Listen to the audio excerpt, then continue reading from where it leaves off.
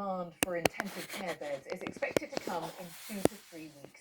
Hospital bosses in London, where a third of all the country's cases have been diagnosed, say they are already struggling with the high number of critically ill patients, likening the situation to what one person called a continuous tsunami. Staff sickness rates of up to 50% in some hospitals and a shortage of ventilators are putting huge strain on the system.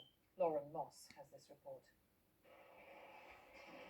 The race is on to get vital protective equipment out to NHS staff fighting a battle against an invisible enemy.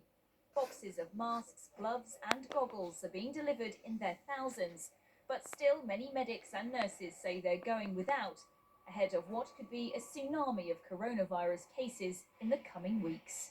Doctors are now looking after some of their own colleagues who are on ventilators. We're aware internationally that large numbers of healthcare workers have themselves fallen ill by being infected. So the one thing the NHS must do is avoid infection by giving us the protection that is avoidable. Scotland's chief medical officer says the distribution system became clogged up after huge orders were placed, but that supply shouldn't be a problem there next week. And according to the government, 13 million face masks have gone out in the last few days. We entirely understand how important it is that you get the kit you need and feel safe and are safe in doing this amazing work that you are doing. We are ramping up deliveries of PPE radically. We've brought the army in to help with what is a huge logistics exercise. And it's not just equipment for staff. Ventilators are also a must for patients who could become very unwell and need help breathing. The NHS has just over 8,000 at the minute, but Essendon may be needed. Known for its vacuum cleaners, Dyson's turning its hand to a different type of engineering. If the blueprint is approved, it could build 10,000 ventilators at its UK base in Wiltshire, an aircraft hangar which was used in World War II.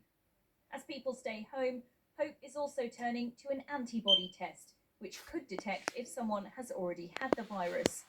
3.5 million of those have been ordered for NHS staff and critical workers, but there's a word of caution that we shouldn't expect to see the test on shop shelves yet. Everybody wants this, so there is a global shortage and that's a bottleneck for us. But the next priority is to get critical workers back to work or to say to them, you have got this. So we definitely would like that, not to fight the disease, but to support the NHS. More people are being tested for the virus every day. Over 13,000 have been carried out since Monday, but doctors say more must be done. It seems that we're trying to make reasons why the UK is a special case, where last time I checked we're the same human beings as in every other country, but if we don't also test and trace, then how are we going to avoid when we open the doors and go back outside again? There's a risk that it will rise again just as it has. More than 500,000 people have now volunteered to be an NHS responder to help the most vulnerable with things like food and medicine deliveries, or even a phone call. I feel deeply humbled at the strength of our nation and the gift of time that everybody is willing to give of themselves, their humanity, their compassion, their talent, their skill. It's a true gift to give.